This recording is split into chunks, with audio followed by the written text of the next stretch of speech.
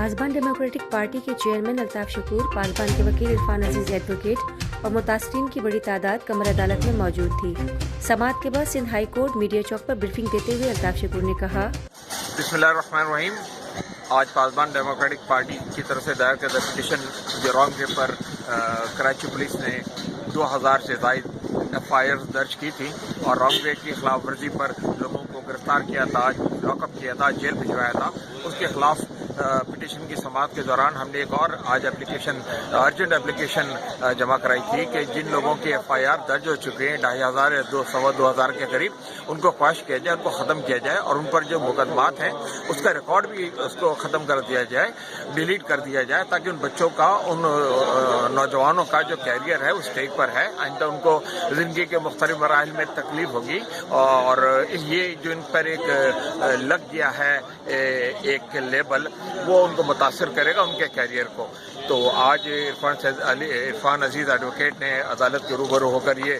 پاسبان democratic party کی طرف سے یہ چیزیں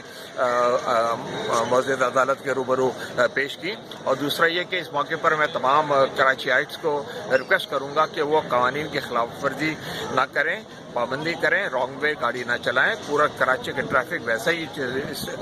ٹوٹا پھوٹا ہے، اسٹرکچر ٹوٹا ہے، انفراسٹرکچر ٹوٹا ہوا ہے، تو رانگ وے کی وجہ سے، مزید وائلیشن کی وجہ سے اور لوگ کنجیشن ہوتی ہے، لوگ پریشان ہوتے ہیں۔ تو آپ تعاون کریں، آپ پر جو غلط FIR